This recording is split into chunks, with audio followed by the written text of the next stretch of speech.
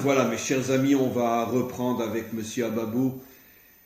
Je ne sais pas si dire secours, cette émission, je ne sais plus quoi dire, qui est tellement appréciée dans le monde. À chaque fois que je reviens, bon, pour l'instant c'est tous les 15 jours, peut-être qu'un jour on passera toutes les semaines. Je n'arrête pas de dire à mon grand ami, mais vous ne savez pas le nombre de messages que je reçois. Les gens veulent vous connaître, les gens demandent des cours, etc. Alors je vous annonce déjà que Monsieur Ababou a un site qu'il va commencer à diffuser. Je vais envoyer très prochainement à tous mes contacts WhatsApp, ce sont des milliers, l'adresse du site de Monsieur Ababou. Je vais le mettre sur mon Facebook aussi, où j'ai plus de 10 000 personnes qui le suivent. Et de manière à ce que vous puissiez véritablement être en contact avec Monsieur Ababou, lui adresser des questions. Et comme il va maintenant, il le fait déjà, mais il va commencer à diffuser régulièrement des cours, enfin je ne sais pas comment appeler ça, en tous les cas, bon, on se comprend. Vous pourrez être en contact avec lui et encore une fois, il y a une demande énorme. Combien de personnes se sont adressées à moi et m'ont dit, mais on voudrait être en contact avec cet homme-là, il est tellement éclairant, il faut absolument, quelle est la possibilité? Donc vous allez vous lancer maintenant dans un site qui, je pense, aura une très grande réussite. Et alors aussi, je veux dire, d'une manière tout à fait, moi j'aime pas le mot miraculeuse, mais bon, c'est pour parler en français. Je viens de monter ce matin, j'avais hier soir une interview avec une radio en France qui m'ont demandé, pas une radio juive, mais qui m'ont demandé de faire une émission avec eux sur ce qu'on pourrait appeler le nouvel ordre mondial. Et je viens de monter le cours ce matin sur mon site. Et quand j'arrive ici, je demande à mon ami de quoi on va parler. Et il me dit, sans savoir bien sûr que j'avais fait cette émission, que j'avais déjà mis le cours sur mon site, il me dit de quoi, je lui demande de quoi on parle aujourd'hui. Il me dit, on va parler du nouvel ordre mondial. Enfin, à sa manière, bien évidemment. Et donc, voilà. Et juste à titre d'introduction, je pense que de plus en plus de personnes de par le monde, ne serait-ce que la preuve, cette radio en France, radio très connue, qui m'a interviewé hier soir pour me demander mon avis justement sur toutes ces questions qui traitent ce qui est en train de se passer dans le monde, cette volonté de mettre la main sur le monde et d'uniformiser l'humanité et de la rendre toute au service finalement de quelques puissances qui dirigeront le monde. C'est ce qu'on appelle l'idéologie nimrodienne, pour ceux qui comprennent. Et je pense que de plus en plus, ce sont des centaines de milliers, voire des millions dans le monde qui commencent à comprendre qu'on est dans une situation très délicate, très difficile, et que personne ne sait vraiment comment les choses vont aboutir. On va écouter notre cher ami, notre grand spécialiste, Monsieur Ababou, qui va traiter d'une certaine manière de ce sujet aujourd'hui. Je vous laisse la parole. Bien, pour l'économiste qui est dans les valeurs morales, pour l'économiste qui veut être fidèle, si vous voulez, au principe de justice, la première question qui se pose aujourd'hui, mais qu'est-ce qui se passe? Que se passe-t-il? Tout ce qui se produit, tout ce qui se crée, se délite, se détruit aussitôt. Le temps économique n'est plus ce qu'il était, du tout. Moi, quand j'étais étudiant arabe, on parlait du temps séquentiel. On prenait des courbes, on prenait sur 20 ans, 30 ans, 40 ans, même 50 ans, et on essayait de comprendre l'évolution de ces courbes, et c'était, si vous voulez, quelque part, relativement prévisionnel. On pouvait comprendre ce qui allait se passer. On pouvait même, à la limite, dire aujourd'hui ce qui pourrait se passer demain dans certaines conditions. Les choses étaient claires. Il y avait, si vous voulez, un processus prévisionnel qui était sous-jacent. On était en train de comprendre véritablement que dans 50 ans, il va y avoir tel ou tel objectif, et ça se faisait. Ça se faisait. On parlait de conjoncture très court terme, on parlait de temps court terme, ça veut dire entre 2 et 5 ans. On parlait de temps moyen terme, entre 5 et 7 ans. On parlait de temps très long terme, en plus de 25 ans. Et on parlait de séculaire, plus de 50 ans. Mais c'était clair. Aujourd'hui, plus rien n'est clair. On est dans l'immédiat. On est dans l'intuition. Dans le flou. On est dans le flou total. On est dans le flou total. Et on est surtout dans ces situations qui ne sont plus du tout, pour un économiste, pour un politologue, prévisibles. Et il est évident que ce flou total est programmé Voilà. pour déstabiliser Voilà. l'humanité tout Voilà, entière. exactement. Alors, pour l'économiste, si vous voulez, qui voit ça, il dit, mais attends, si je suis moral, si j'essaie d'être juste, si je suis fidèle à mes, entre guillemets, pères économistes, mais plus rien ne va plus.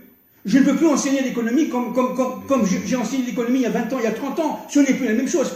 L'économie a implosé. Les règles ont implosé. Il n'y a plus du tout de mouvement directionnel. Avant, le chef d'entreprise parlait d'objectifs déterminés par la direction générale. Après, stratégie déterminée par les sous-directions. Et il y avait la tactique, c'est-à-dire l'opérationnel, par les ouvriers. C'est-à-dire véritablement, regardez comment ça se passe dans le monde des fourmis, excusez-moi, dans le monde des abeilles. Vous avez la reine, vous avez les fourmis ouvrières, et vous avez les fourmis qui vont garder la reine. Et chacune va faire sa fonction exactement comme il faut. L'entreprise était, quelque part, extrêmement nette, saine, parce que chacun est à sa place. Et chacun avait une fonction complémentaire aux autres raves. Et on ne va pas commencer à chercher à prendre la place de l'autre parce qu'on savait très bien qu'on était, nous, quelque part, à notre place. Or, ce processus-là, si vous voulez, de l'entreprise capitaliste a commencé, on le sait, nous maintenant on le sait, aux environs du XVIIIe siècle, et qui va prendre de l'ampleur par les concentrations, et qui va faire que, en fin de compte, l'entreprise de locale, nationale, internationale, va devenir un jour, et là on va y revenir tout à l'heure, mondialiste. Qu'est-ce que c'est que cette histoire de mondialisation? On verra tout à l'heure. Ça n'a rien à voir avec l'international, c'est tout à fait autre chose. Une entreprise internationale... L'international, c'est les liens entre les nations. Voilà. Une entreprise multinationale, qu'est-ce que c'est? C'est une entreprise qui a une maison mère d'origine, si vous voulez, dans un pays d'origine, par exemple la France, Renault, qui va avoir une filiale au Portugal, une filiale peut-être pourquoi pas en Algérie, en Israël ou aux États-Unis, et chacune vont travailler en symbiose les unes par rapport aux autres, selon les ordres qu'elles reçoivent de Renault Centre. Vous voyez, C'est incroyable, vous prenez l'exemple de Renault, parce que moi, ça fait des années que je ne roule qu'en Renault. Ben, vous voyez. C'est les meilleures voitures du monde. Et donc, si vous voulez, cette direction générale de Renault va donner les ordres qui vont être appliqués selon la mentalité portugaise, la mentalité américaine, la mentalité israélienne ou la mentalité algérienne. C'est-à-dire que véritablement que ces filiales-là vont faire partie d'un groupe. Bien sûr. Et c'est ce qu'on appelle un groupe industriel. Maintenant, Renault peut se regrouper avec Fiat. Bon, ça s'est pas fait, mais ça aurait dû se faire.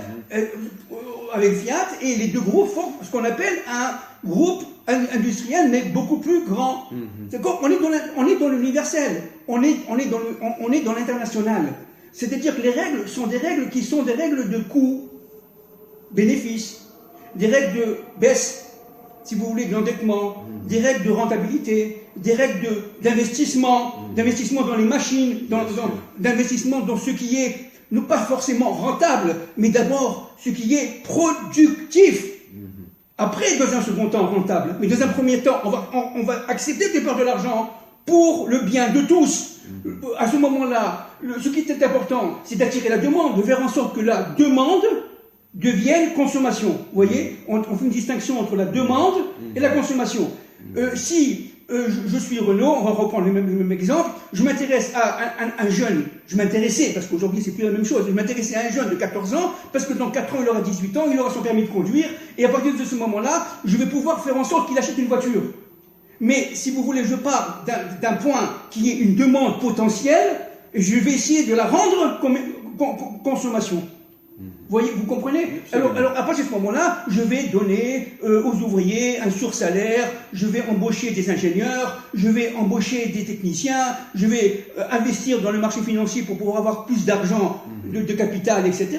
Les choses sont relativement claires, mais c'est plus du tout aujourd'hui la même chose. Aujourd'hui, ce n'est plus ça du tout. Même au niveau de Renault ou de Peugeot Même au niveau de Renault et de Peugeot, ils ont été obligés de s'adapter à la nouvelle situation. On verra quelle est la situation tout à l'heure. ou la prochaine fois. D'accord? Alors, si je prends, par exemple, la direction générale, par exemple, je recommence, Peugeot ou Renault, eh bien, les choses étaient relativement claires. Vous pouvez faire une planification. On pouvait planifier la nouvelle voiture. Par exemple, en 1973, Citroën a fait une voiture qui n'a pas tenu du tout parce qu'ils se sont trompés. Ils ont fait la Palace, Citroën, qui consommait énormément d'essence. Voilà, elle a duré 6 mois, pas plus. Ils se sont trompés, mais ils avaient planifié une autre voiture. Aujourd'hui, on n'est plus capable de faire ça. Pourquoi?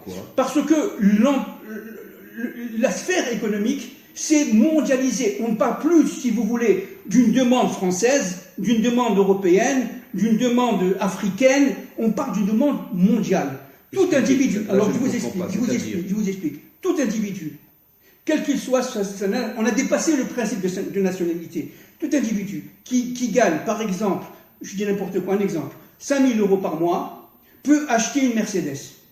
Dans le monde. Pas en Israël. Non, pourquoi pas? Dans le monde. On parle de demande mondialiste. C'est-à-dire, on parle d'une demande qui n'a plus du tout les réflexes nationalistes. J'ai pas compris. Oui.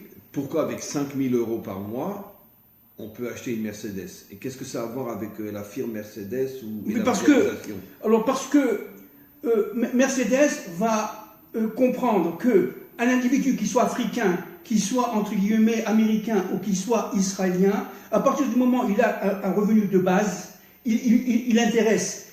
On sort complètement de la culture, on sort complètement des lois nationalistes, on parle véritablement en termes de globalisation, on parle de corps monde, on parle de l'économie monde. Mercedes continue à appartenir aux Allemands, pas aux Américains. Alors c'est beaucoup plus compliqué que vous pensez. Alors, maintenant, bien sûr. Ouais. Alors pourquoi? Je vous explique. Dans l'entreprise internationale, qui est, si vous voulez, multinationale, elle a des filiales au Portugal, on a dit tout à l'heure, des filiales. A des non, par exemple, je prends l'exemple de Renault, je reprends l'exemple de Renault. Elle a des filiales au Brésil, par exemple, etc. Bien, ça, c'est l'entreprise multinationale. Et pourquoi elle va au Brésil? Parce qu'il y a une demande, parce qu'il y a un marché, et parce qu'il y a des coûts de production moins élevés. Elle est intéressée par faire ça, parce qu'en s'associant avec telle entreprise brésilienne qui va être sa filiale, ils vont former, quelque part, une sorte de corps, si vous voulez, de production, productif, qui fait que le marché brésilien va être, quelque part, plus ou moins à la merci, j'allais dire, de Renault. Vous voyez, vous comprenez? Ça, si vous voulez, c'est l'entreprise normale. Mais dans l'entreprise... Ça apporte des bénéfices à cette entreprise brésilienne malgré tout. Bien sûr.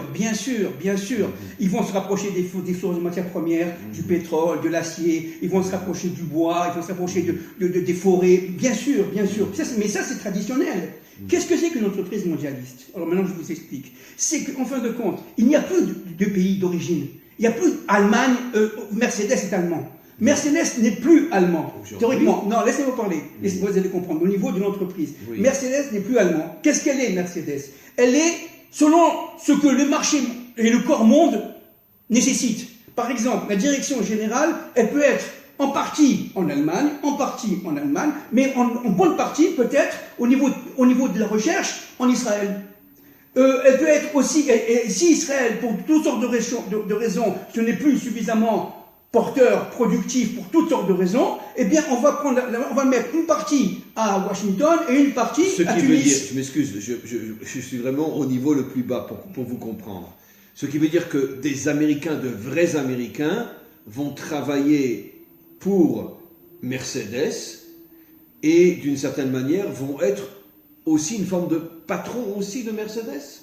Ou ce sont des simples travailleurs de Mercedes? Non, on ne parle pas de coopérative. Là, vous mélangez. Excusez-moi, avec tout le respect que je vous dois. Non, on parle au niveau de la structure de la décision, la structure décisionnelle. D'accord? Vous avez la direction générale. Qui est en Allemagne. Qui, théoriquement, est en Allemagne. Mais pas forcément. Mais aujourd'hui, plus forcément. D'accord? C'est-à-dire que la direction générale de Mercedes peut être en Amérique? Peut-être. Elle va être éclatée. Nous sommes dans le monde, non pas de l'union, mais de l'éclatement. Elle va être éclatée. Divisée pour mieux régner. Divisée pour mieux régner, divisée pour mieux s'implanter, divisée pour mieux diviser. Divisée pour mieux diviser l'autre. Alors, résultat, elle peut être en Chine, elle peut être en Israël. En Israël, vous avez une direction très importante, par exemple, de IBM.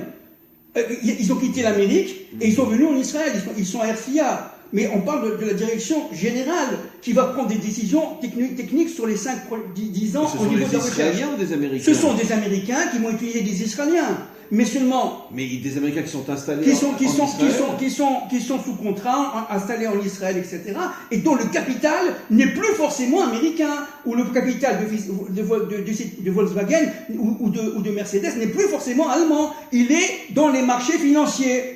C'est-à-dire que, en fin de compte, le financement n'est plus allemand, le financement n'est plus national, comme autant des firmes multinationales. Le financement, il est mondialiste. Et à partir de ce moment-là, c'est peut-être que le Qatar, en achetant une des parts de l'entreprise Mercedes dans le marché financier, va être détenteur carrément de la direction générale. Alors que c'est le Qatar, ce n'est plus du tout les Allemands.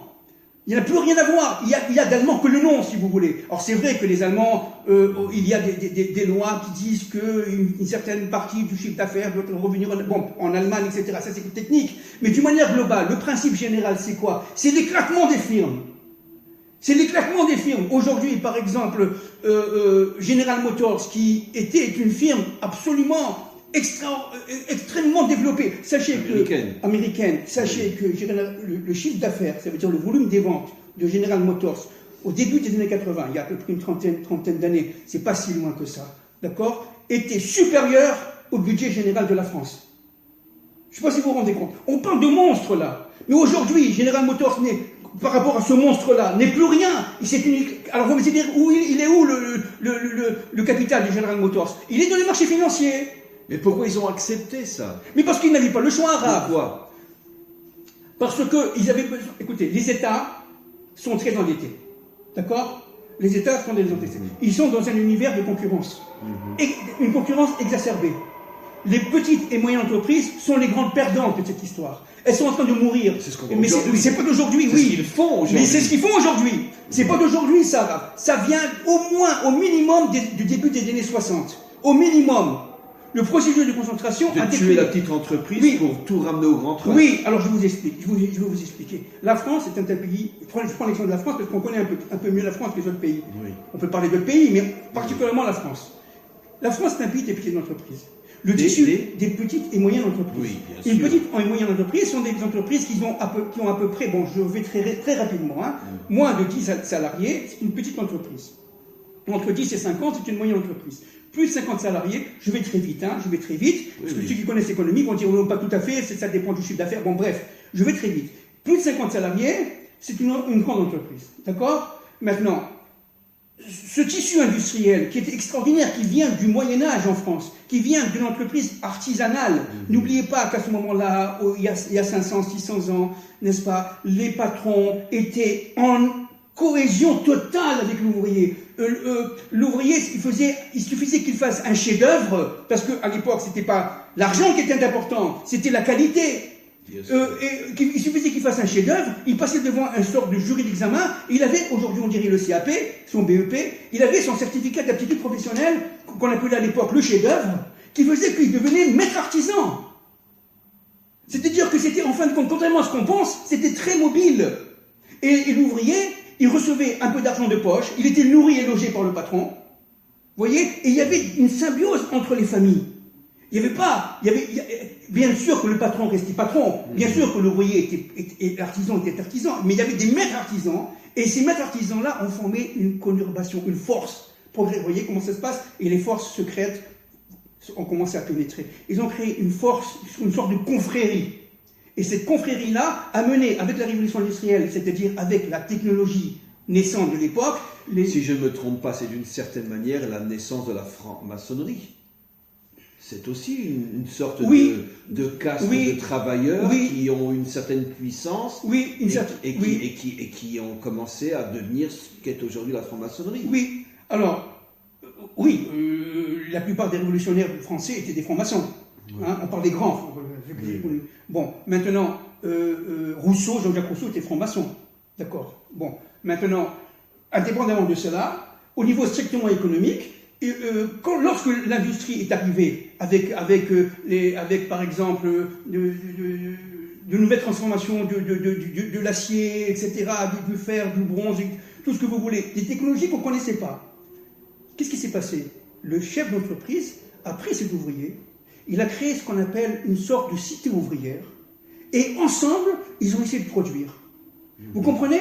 Il n'y avait pas cette notion qui existait après de domination, de dépersonnalisation du travail. Il n'y avait pas cette notion d'écart entre le patron et il y avait le respect. Le patron a participé au mariage des ouvriers. Vous voyez, quand est-ce que ça a commencé à se casser?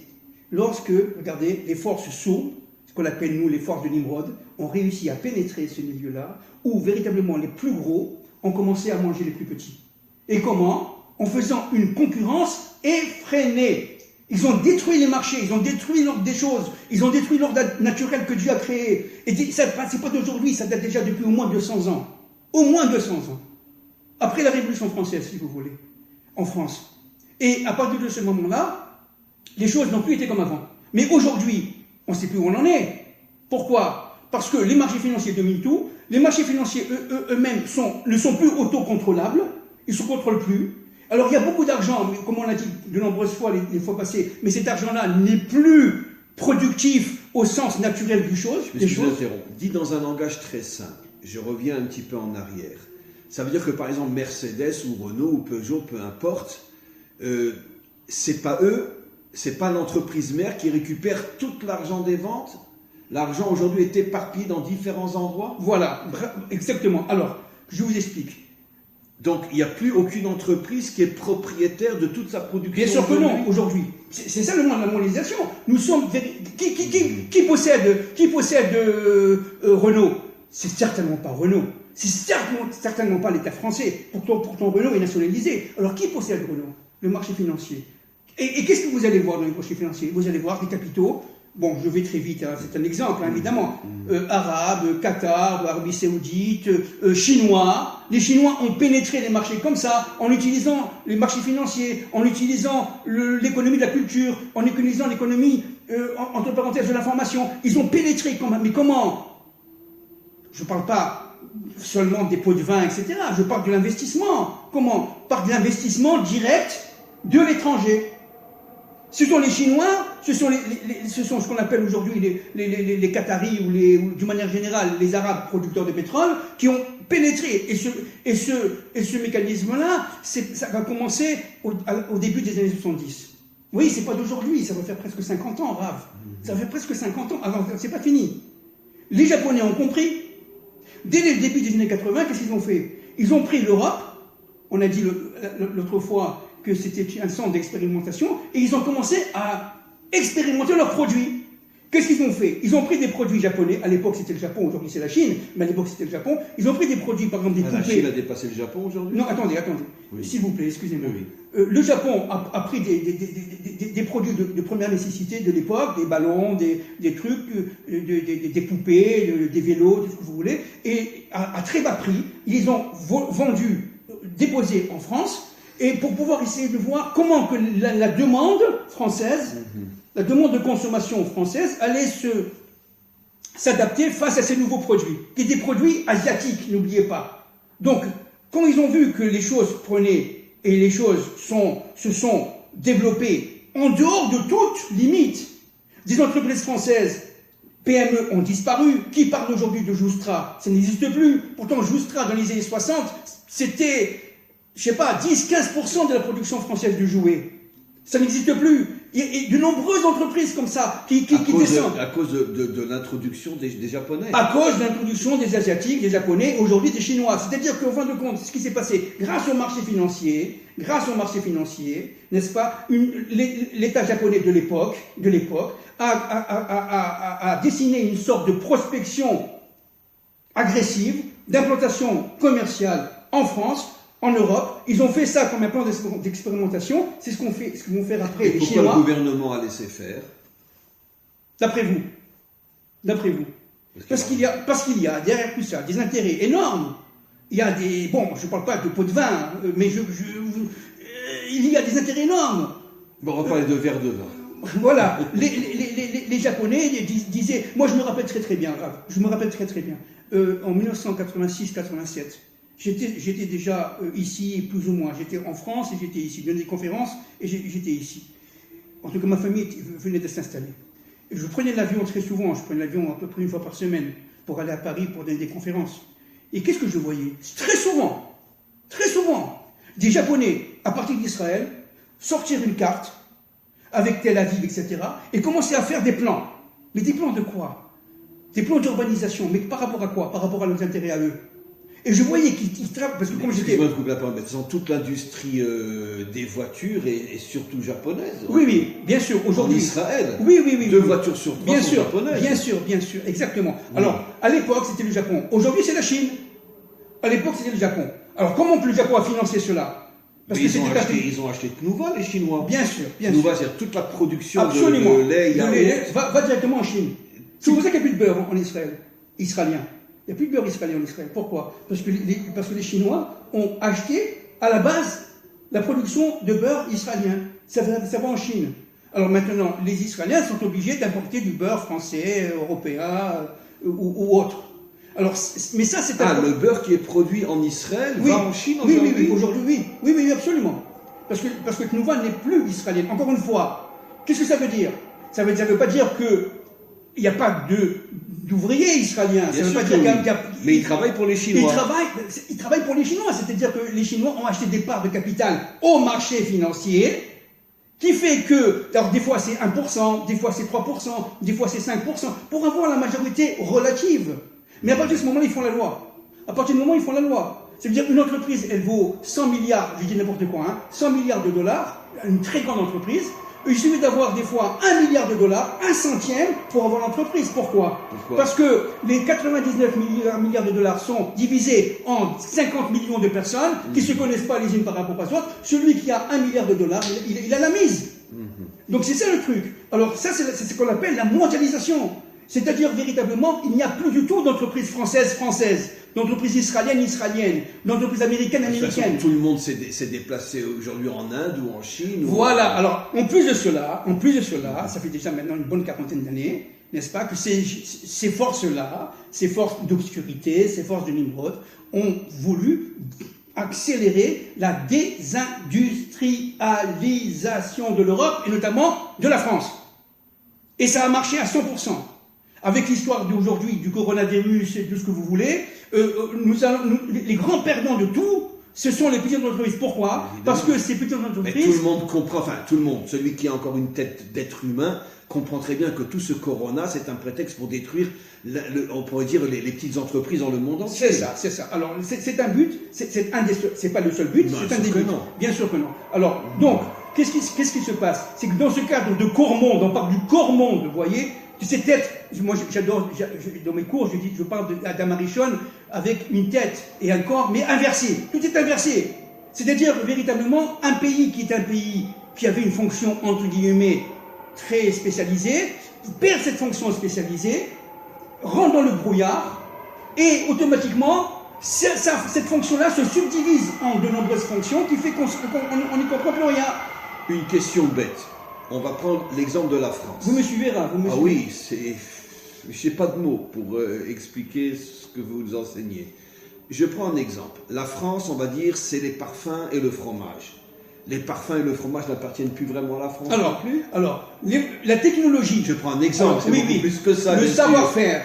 Parce que j'aime tellement les fromages français. Bien sûr. Moi aussi. Alors, le savoir-faire... Et Garlin. Bien sûr. Le savoir-faire est français. Le savoir-faire est français, quoique ce savoir-faire est démultiplié dans le monde, et notamment aujourd'hui en Californie, mais d'une manière générale... Pour le fromage et les parfums oui, bien sûr, mais d'une manière générale, c'est français. Oui. Ça, c'est la marque. C'est ce qu'on appelle l'extériorité de la marque. Le camembert. Le camembert, c'est français. Mais il n'est pas produit qu'en Normandie aujourd'hui? Alors voilà. Alors maintenant, qui domine cette production? Ce ne sont plus les Français, c'est le marché financier.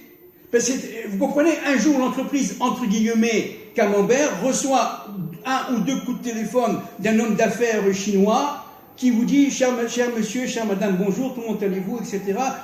On avoue votre entreprise, nous sommes intéressés pour le marché chinois d'importer 10 millions je dis n'importe quoi, un exemple évidemment, 10 millions de camemberts par jour en Chine, mais nous avons besoin de voir un peu plus ce qui se passe chez vous et avoir une partie du capital, parce que selon la loi, nous avons besoin. Donc nous allons vous aider, nous allons vous donner 10 millions de dollars tout de suite, plus 50 millions de dollars l'année prochaine, pour pouvoir avoir le... Alors qui va dire non? Qui va dire non? Vous comprenez? Mais ils ne se rendent pas compte qu'ils se font Voilà. Qui va dire non? Parce que d'où viennent ces 50 millions de dollars? Ils viennent du marché financier.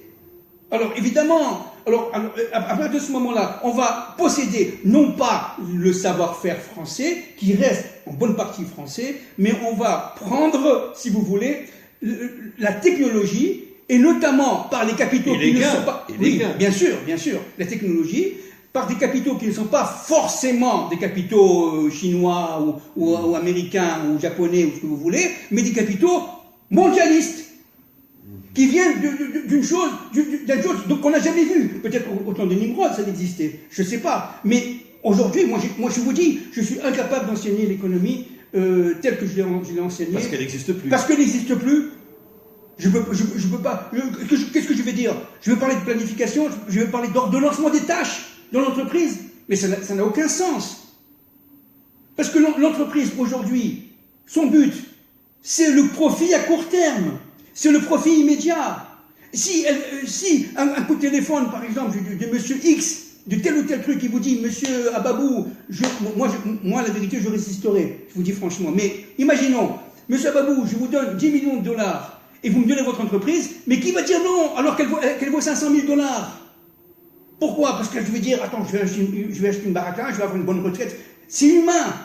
Alors, ces forces-là utilisent le point faible de l'homme pour pénétrer, et encore pénétrer. Pourquoi faire? Pour posséder l'ensemble des secteurs qui sont des secteurs stratégiquement économiques et sociaux. Ou qui aujourd'hui parle de syndicats? Vous avez entendu parler de syndicats? À part ces malheureux gilets jaunes, il n'y a pas de syndicats. Pourquoi il n'y a pas de syndicats, Raph? Parce que tout simplement, les règles du jeu sont éclatées. Les règles du jeu sont complètement brouillées. Nous sommes dans un monde de Nimrod, c'est tout, du grand mélange. Du grand mélange. Donc, on n'a pas encore commencé à parler d'économie mondialiste, attention. On n'a pas encore commencé à parler du corps monde. Pour l'instant, on essaie de comprendre un peu ce qui se passe. Donc, ce qui veut dire qu'il y aurait une sorte, bien sûr, derrière l'écran, d'union entre les grandes puissances financières du monde entier. Ça peut être des Américains, des Chinois, des Hindous, des Israéliens, peu importe, qui se mettent ensemble afin de tout réunir chez eux pour finalement ramener toute l'économie mondiale chez eux. Le but, c'est ça? Le but, c'est de dépersonnaliser la personne humaine. Le but, c'est de faire en sorte, j'ai parlé au début d'Homo economicus, c'est de faire en sorte, c'est l'esclavage d'Égypte, ça. De faire en sorte que le bonhomme, il a besoin de tant de grammes de pain, de 30 kilos je dis n'importe quoi, de viande, et à partir de ce moment-là, on va lui donner son revenu, ce qu'on appelle le revenu... le SMIC. Oui, un revenu universel, ça s'appelle comme ça, aujourd'hui, c'est la grande mode. On va lui donner ça, ils nous foutent la paix. Ils vont nous foutre la paix. Ils vont nous foutre la paix. Ils vont nous foutre la paix. Vous savez, quand j'étais en doctorat, j'ai eu un professeur qui était un des conseillers privés du général de Gaulle. Et un jour, ce professeur, il nous a dit la chose suivante. Il est rentré au Conseil des ministres. À l'époque, le Conseil des ministres en France, c'était le mercredi. Il rentre au Conseil des ministres et il dit, mon général, nous avons, par les renseignements généraux, c'est la vérité ce que je vous dis, nous avons des preuves que le rock rentre en France. Le rock? Le rock, la musique rock rentre en France. Oui. C'est-à-dire Elvis Presley, nous sommes dans les années 60, oui. Elvis Presley 50, fin des années 50, Elvis Presley, etc. D'accord? Oui. Qu'est-ce qu'on fait? Le général de Gaulle a dit, espèce d'imbécile, ouvrez les boîtes de nuit, ouvrez tout cela, mettez le rock dans les radios, ils nous laisseront tranquilles. ils nous laisseront tranquilles. C'est-à-dire dans quel sens nous laisser tranquilles? Ça veut dire qu'ils nous laisseront gérer le pays, gérer l'économie, gérer le social, comme on le veut. Si on refuse l'Europe, parce que si on refuse l'Europe, etc., on va créer des mouvements, des mouvements sociaux, etc., tandis que là, on va les calmer avec de la musique, avec du sport, avec des... Oui, mais c'est le système de je te donne le doigt, tu me prends la main. Oui, mais les systèmes, je te donne le doigt, je te prends la main, mais pour l'instant, je te donne le doigt. Et pendant que je te donne le doigt, moi, je peux régner. Je peux régner. Vous comprenez? Et ça m'a été dit par un de ses conseillers les plus privés. C'est-à-dire que... Donc, je vais dire une grosse bêtise dans laquelle je suis extrêmement sérieux. C'est pour ça qu'on peut imaginer que le monde avait besoin d'un pays qui accepte d'être le cobaye expérimentationnel du vaccin, et Israël a accepté d'être le cobaye pour tous les autres, quoi. Voilà. Vous avez compris. Voilà, exactement. Voilà. Et j'imagine tout ce qui est sous la table, nos dirigeants ont dû recevoir comme argent, quoi. Non, j'ai rien dit, pardon. Oui.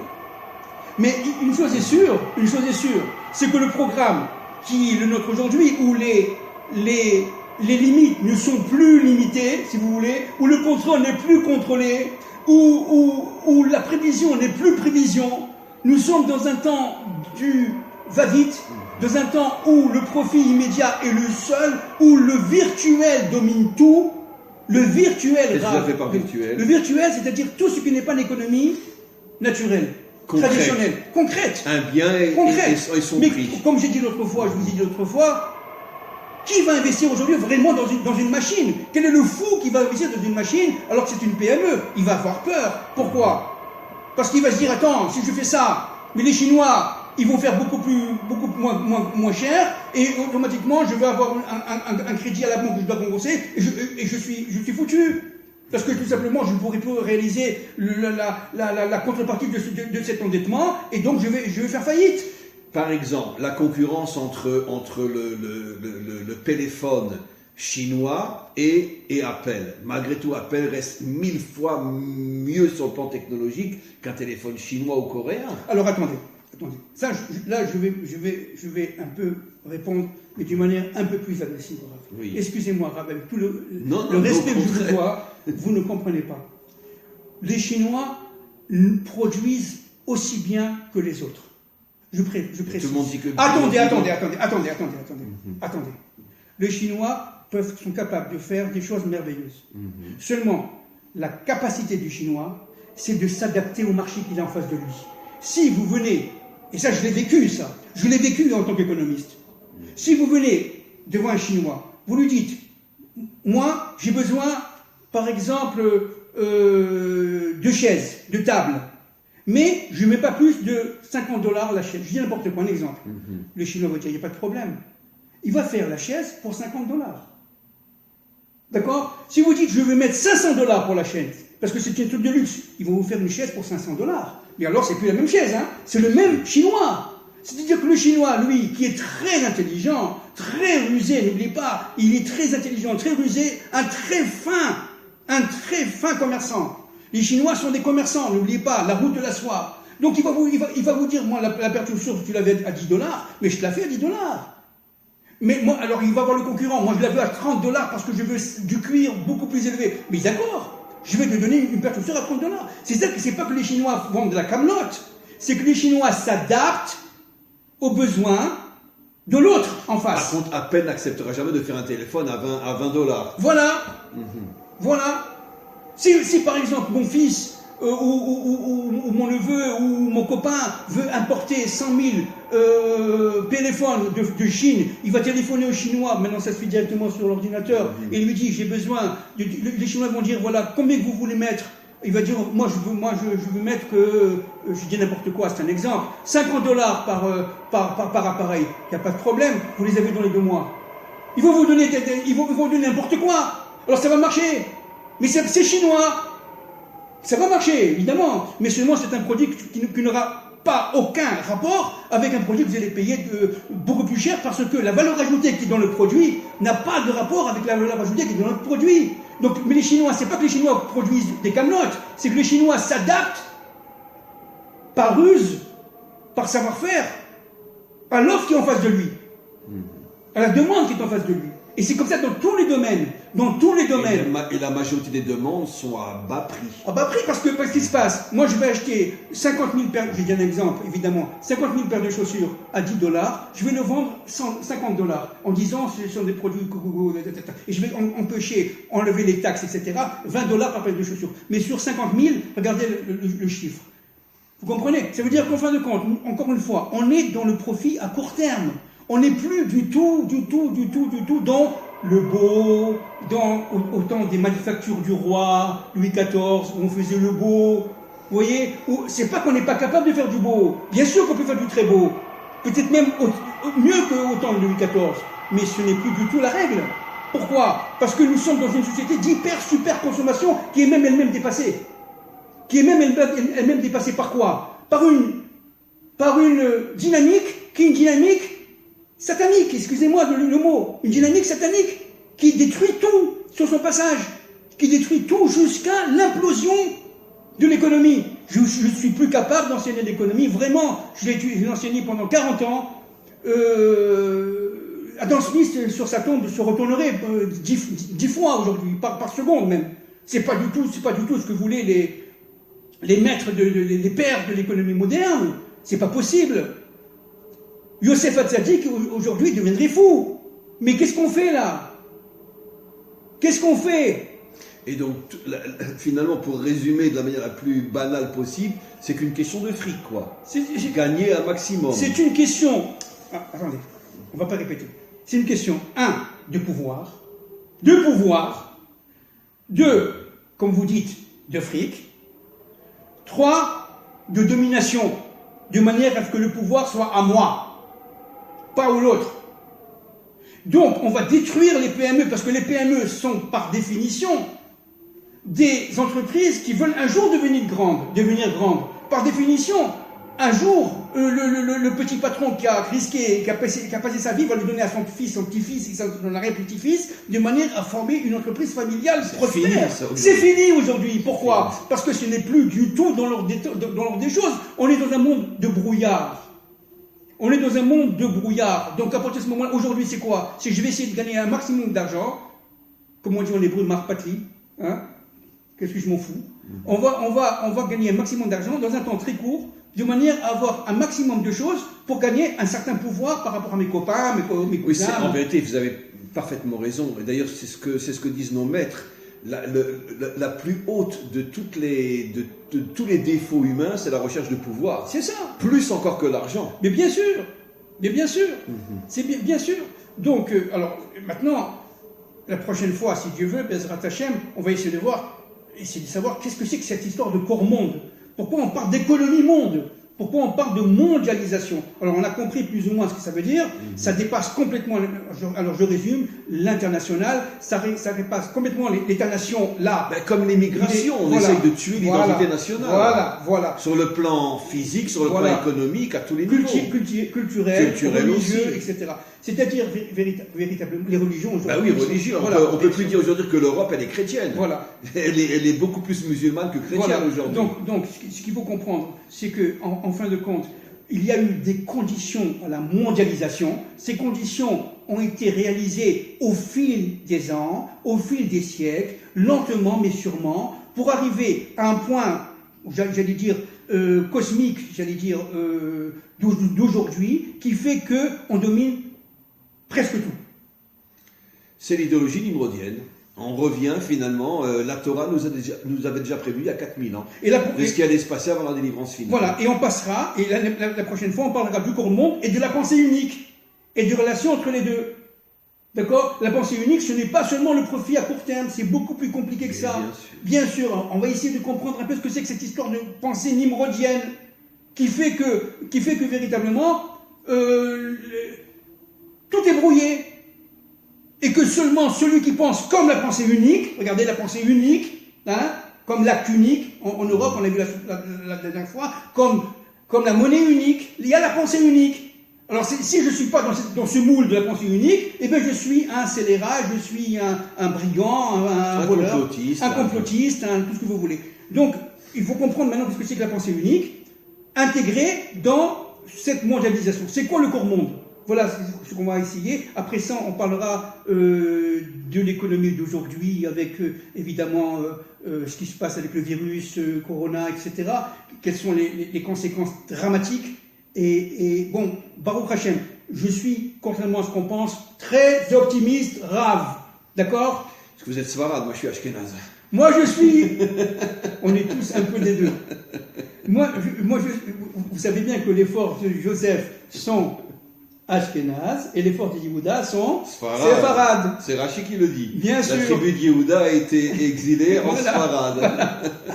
Allez, donc c'est eux qui vont libérer les Ashkenazim de leur grande maladie d'être pessimistes. C'est pour ça que je suis très optimiste. Mais seulement, on va passer un moment d'accouchement, qui est un accouchement, on voit aujourd'hui ce qui se passe aux États-Unis, un accouchement douloureux, peut-être même très douloureux, parce que tout simplement, tout va, selon nos propres yeux, s'effondrer.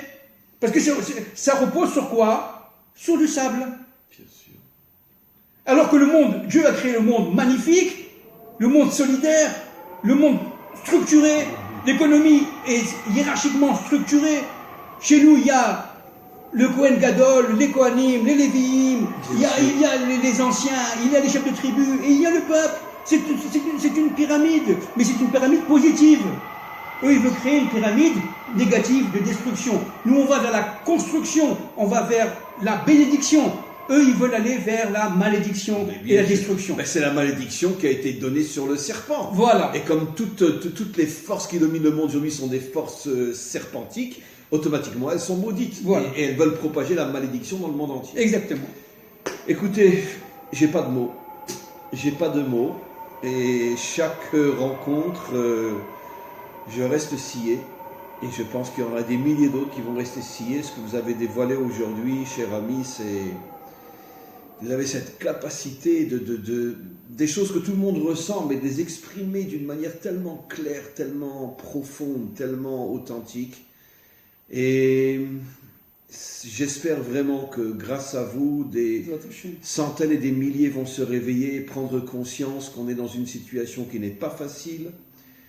Et que cette prise de conscience, grâce à des révélations comme vous le faites, cette prise de conscience peut-être permettra au monde de s'en sortir. J'en suis convaincu. On va s'en sortir. Avec beaucoup d'optimisme comme vous. Voilà, on va s'en sortir. Voilà. Merci beaucoup, Monsieur Ababou. Vraiment, que Hachem vous bénisse. Amen, pour vous aussi. Vous êtes une grande lumière pour notre génération. Merci beaucoup. Merci beaucoup.